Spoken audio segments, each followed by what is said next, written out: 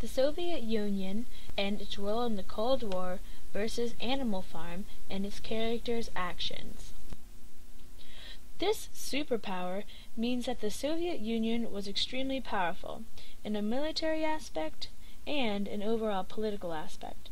Satellite countries are the countries surrounding the Soviet Union. The Warsaw Pact was signed, creating an allegiance between all of these countries, including the Soviet Union itself. After Lenin died in 1924, Stalin eventually overpowered his rivals competing for power in the Communist Party. By the late 1920s, he became dictator of the Soviet Union. Napoleon was based on Joseph Stalin, who ruled the Soviet Union for over 35 years. He begins his treachery by taking Bluebell and Jesse's puppies for himself, with the intention of turning them into a secret police force.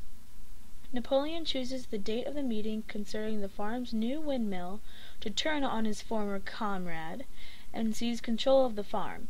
This mirrors a relationship between Stalin and Leon Trotsky. Trotsky supported the permanent revolution, just like Snowball advocated overthrowing other farm owners, while Stalin supported socialism in one country, which is similar to Napoleon's idea of teaching the animals to use firearms. When it seems Snowball will win the election for his plans, Napoleon calls in the dogs he has raised loyally to chase Snowball from the farm.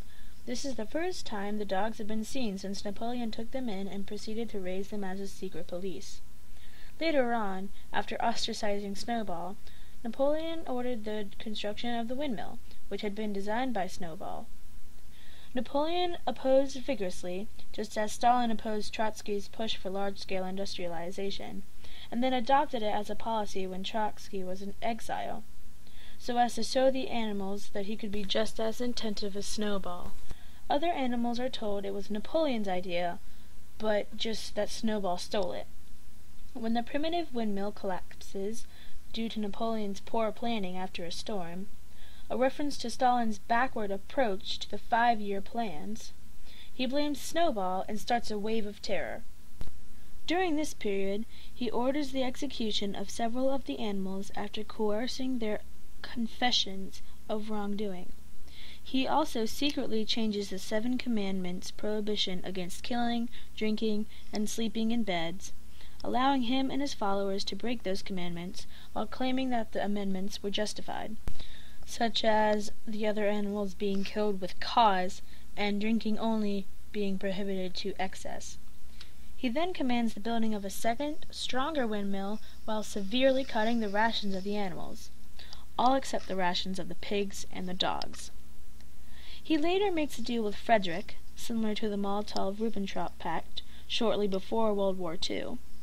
Frederick tricks Napoleon by paying him for the timber with counterfeit money, and then invading the farm, such like Germany broke its pact with the Soviet Union and invaded. During the Battle of the windmill is destroyed, but the animals win, although they pay a high price. Napoleon attempts to cover the losses by stating it was a grand victory for the animals. While Napoleon exhorts the other animals to fight and die for the good of the farm, he himself is a coward, and a lazy one at that, in contrast to Snowball, who is more concerned with the welfare of animal friends than his power. Nonetheless, Napoleon's corrupt historical revisionism rewrites himself as a hero, claiming responsibility for the animals' victory during the Battle of Cowshed, when in reality it was Snowball who had performed heroic acts in this battle. His acts were denigrated to bold-faced lies of him collaborating with Jones all along and openly supporting them during the battle. Snowball was wounded in the back from buckshot, but it is claimed Napoleon inflicted the wounds with his teeth. Napoleon spends most of his time inside, giving his orders through other pigs, like Squealer, who helps spread support for him and changes the commandments. Napoleon declares the farm a republic, and a president is elected.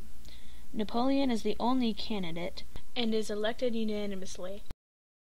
Created using Powtoon.